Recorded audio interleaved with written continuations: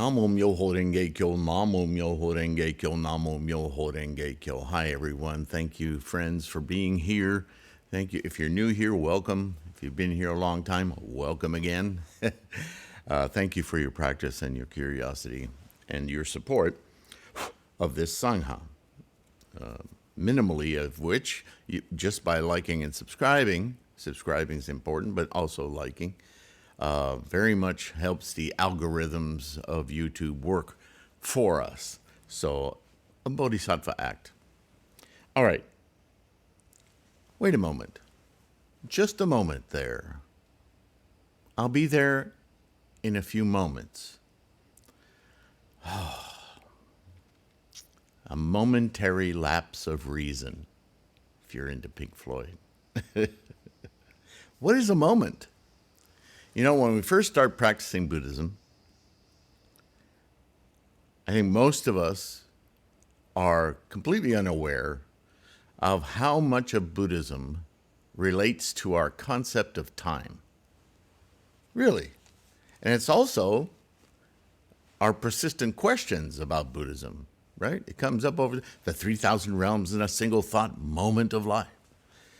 You know, how much time do we spend in one of the 10 realms, 10 worlds? Well, I've talked about this many, many times, the fickleness and the vicissitudes of our ideas of time, right? I have an analogy at the back of this book, the picket fence analogy. Talks about how, Einstein said in his relativity that time is relative to speed of momentum. Well, even that, iffy. It's a construct of the mind. Wait a minute, isn't time and space a real thing?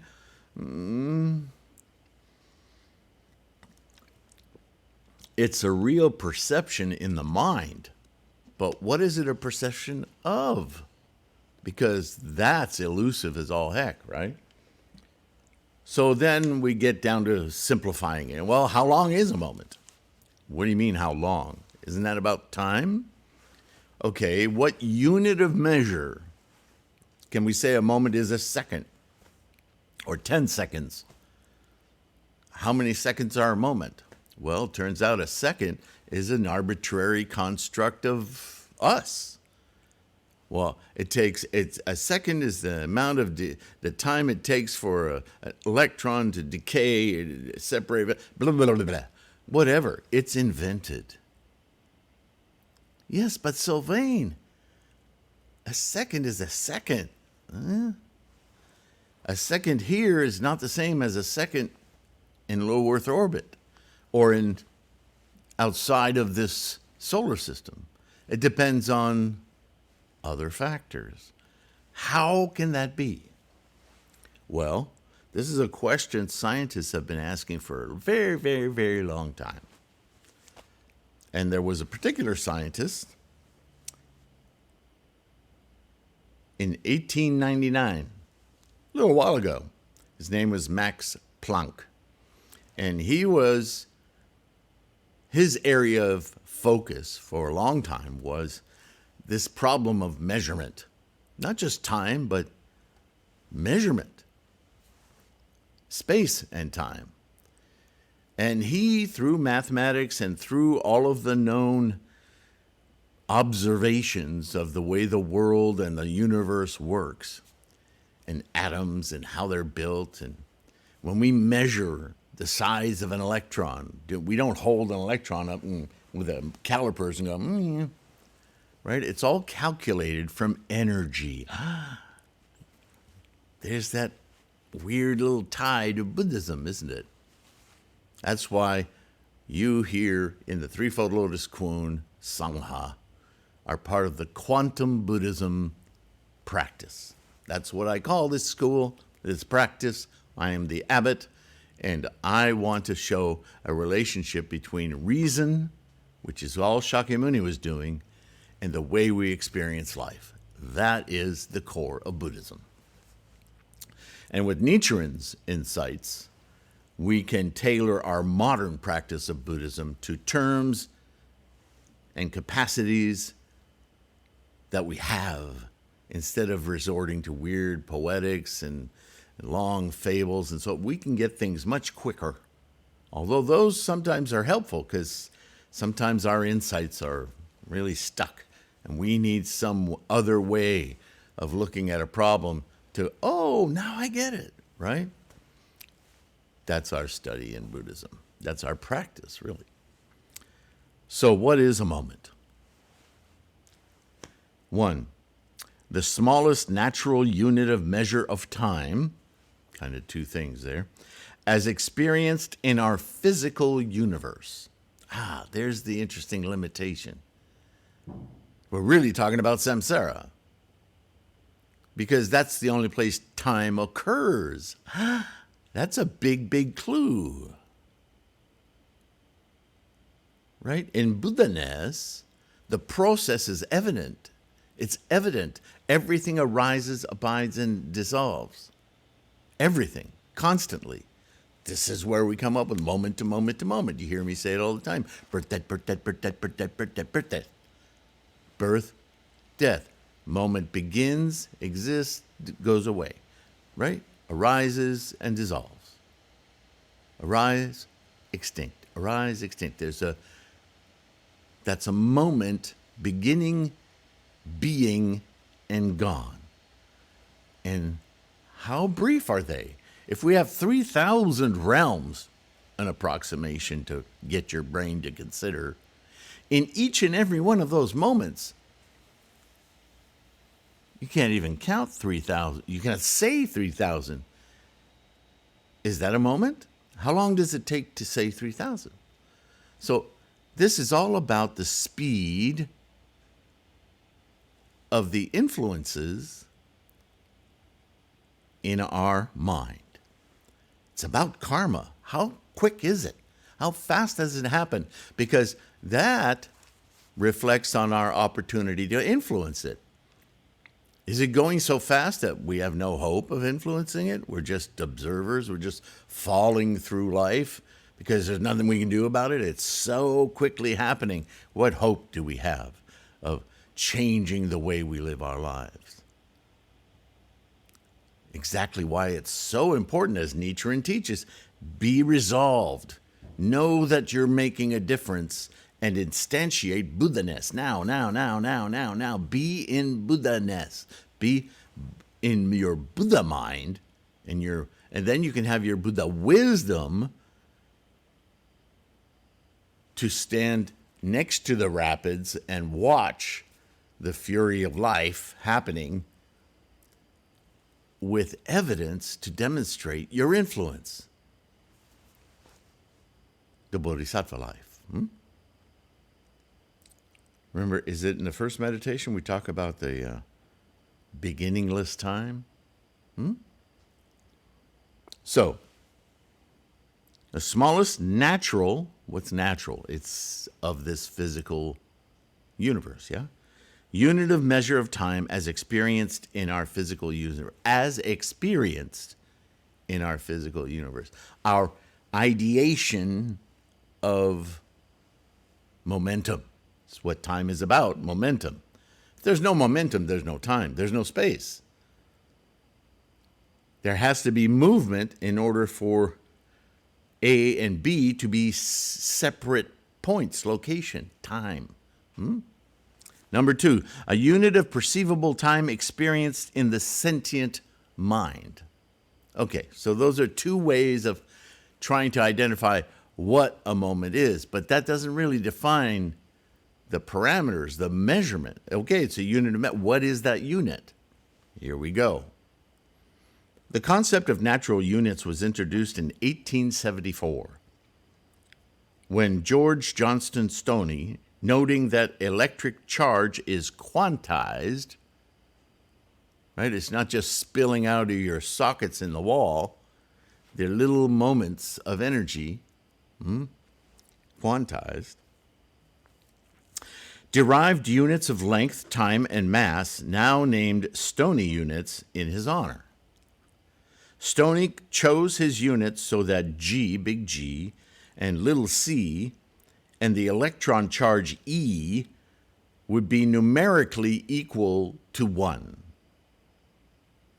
Just an arbitrary starting point, okay? In 1899, 1 year before the advent of quantum theory, Max Planck, our buddy, introduced what became later known as the Planck constant. This is always true wherever you are in the universe. At the end of the paper, he proposed that the base units that were later named in his honor, the Planck units, are based on the quantum of action. Isn't this fascinating? We're talking about energy, momentum, and here is action. Aren't the scientists defining karma? Hold on. Now usually known as the Planck constant, which appeared in the Wien approximation for black body radiation. Now, you can look up, that's a scientific rabbit hole. There are definitions for it. I don't know that we need to know that at this moment, but that's the history. Feel free to look that up. Planck underlined the universality of the new unit system, writing, and I quote the German here, but luckily I have an English translation right underneath it.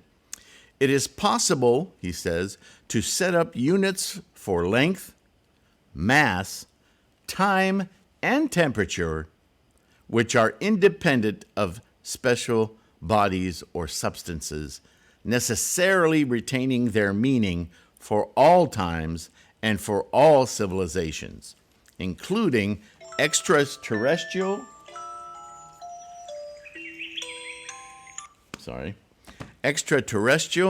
and non-human ones, which can be called natural units of measure.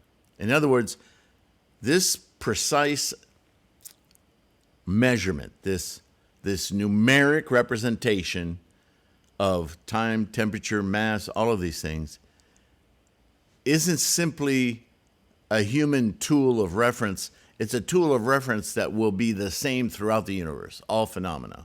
Okay.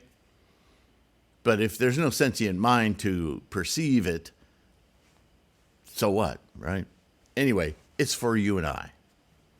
So I have a table I included in here, and it has more than you need, but it's the modern values for Planck's original choice of quantities. And what it shows is the Planck length, the Planck mass, the Planck time, and the Planck temperature. Those 4 variables that he defined. The dimensions, he gives letters. Length is a big L, or capital L. Mass is a capital M. Time is a capital T. And temperature is must be a Greek letter, a circle with a line in it. The expression in math is shown, LP, MP, TP, and TP, small and large t. The value, there's the interesting one. The value is what we want to know. How long is a moment? A moment has to be the smallest measure of time. All right? So what is the smallest measure of time? Time. 5.391247 times 60 by 10 to the negative 44th S. So the S is for second. Now, try to conceive of this for a moment. This is an expression written in mathematical language. What essentially it says is the number 5.3, so on, that decimal point after the 5 is actually 44 decimal points to the left of the 5, to the left of the current decimal point. In other words, there are 43 zeros, 0.43 zeros before there's a digit, which is 5, which is a half of something. Of a second. Okay, you might be able to perceive of half a second. What is that in decimal? 0.5. right? 1/2 is 0.5.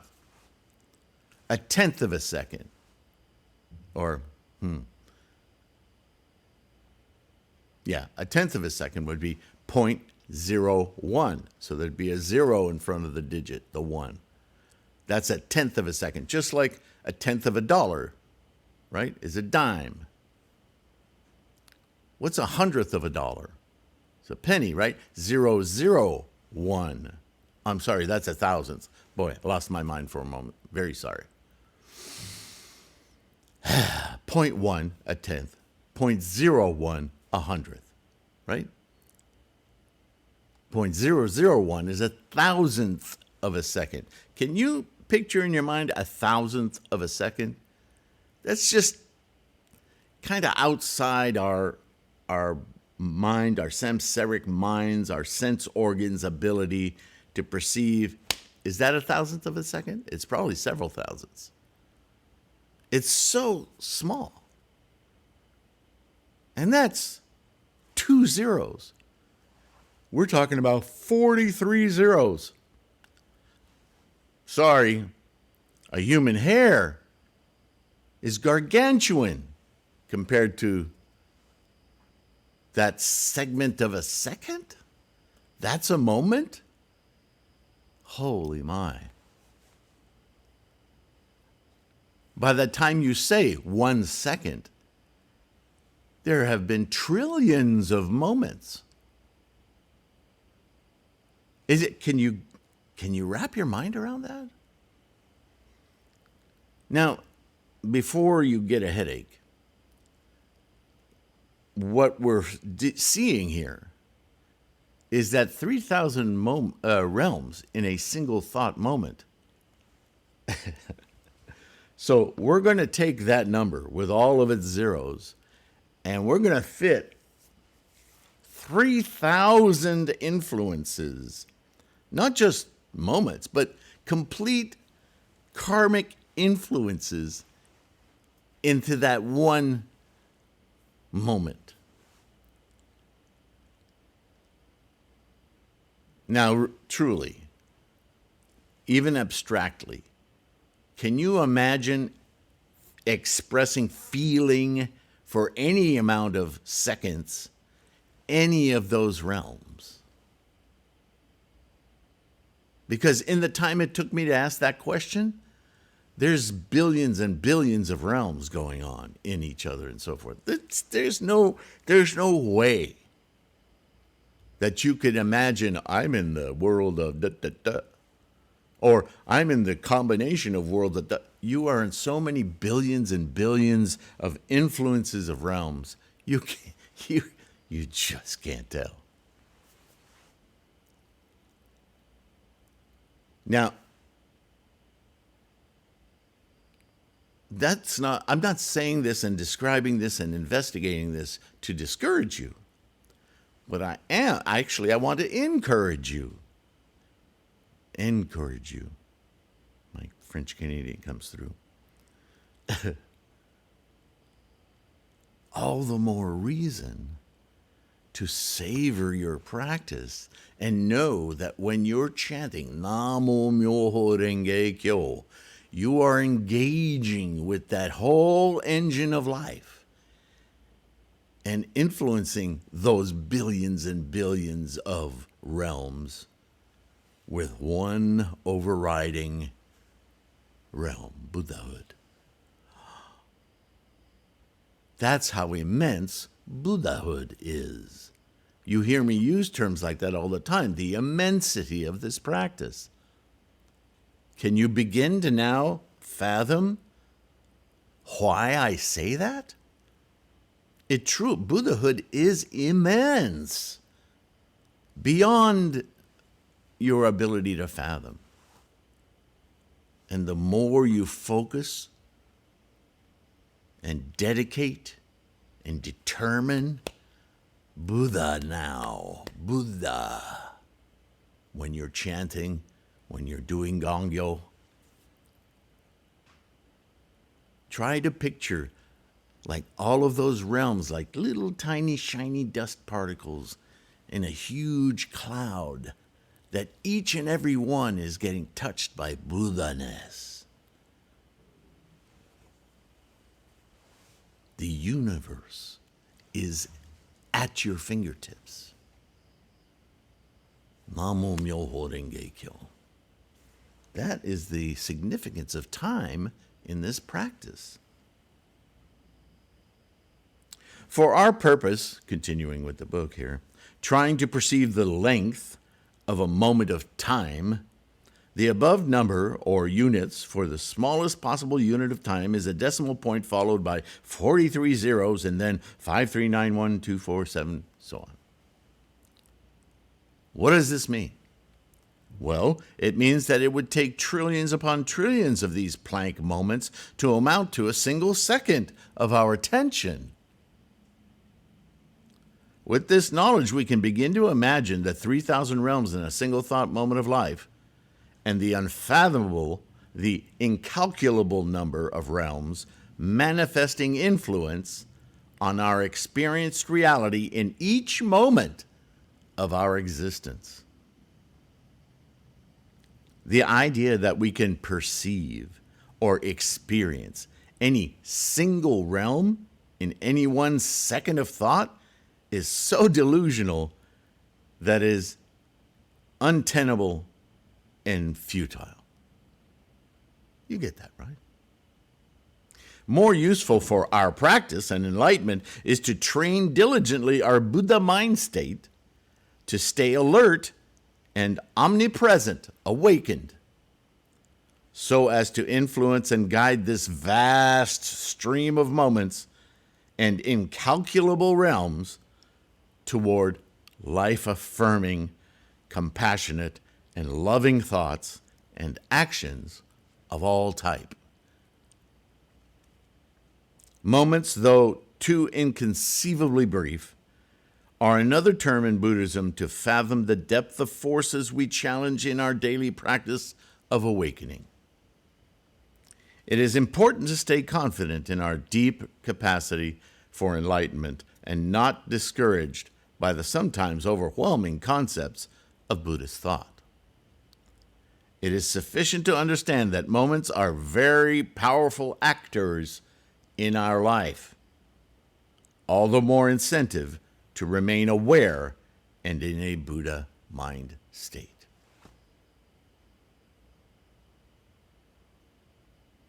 So, may need to reread that a few times. I ask you to consider that profoundly. The next term will be moment to moment, how we use a moment and our momentum, which is a moment into the next, to understand life, how life functions, how it works. Yes, it's all perceived in the mind, but it's going on physically and in the mind. Our mind is an observer of this physical process. So let's understand this physical process and how we interact with it. That's next, in the next video. In the meantime, I hope your brain isn't hurting too much from considering what a moment is. But this question comes up very early in our practice, and I've never heard it answered, I wanted to say sufficiently, but what I mean is with a sense of knowing and accuracy that gave me confidence that I don't have to ask this question anymore. I understand the profundity of it and how unfathomable it is, and that satisfies my understanding. And I think that Shakyamuni taught this way all the time, pushing people to get their reason to engage, even if the reasoning goes beyond their capacity to materialize something. In fact, that may be the point entirely, because ultimately everything is momentum, energy forming and going, arising, abiding, disappearing. Moment to moment to moment to moment. Birth, death, birth, death, birth, death, birth, death. Once you understand how everything is that, there's a certain release. No more clinging, hanging on to, wanting to have. Experiencing is all. Ownership illusion. These words have different significance once you take apart these concepts. Even the words that may sound the same a year ago, 10 years ago to someone else, with this knowledge, they change in their profundity, don't they? That's language for you. So, thank you again for supporting this channel and this effort, this resource. Like, subscribe, of course, the ebooks on threefoldlotus.com. Lots of free information there. This book now available through the ebook store. The print book isn't done yet. We're still going through every little word, trying to make sure it's as the best possible presentation. And when it's done, both the ebook and the print book will be updated with all the various little changes. But the ebook is now available with whatever little typos it may have in it. At least the information is available. I thought it was really useful to get this out. And I'm making these videos to do an audio podcast version of the book, if you will, albeit with more blah, blah, blah, so that those of you who have, some of you can't even see well enough to read books, whether they're printed or not. Which, you know, if you've bought my print books, I stick with a larger font, not these little tiny ant fonts that, ooh, those enrage me. Okay. Again, more blah, blah, blah.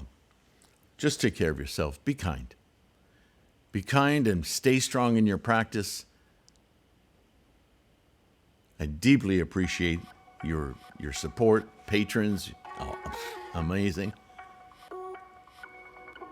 And I'll see you in the next one. Guaranteed. All right? All right. Bye for now.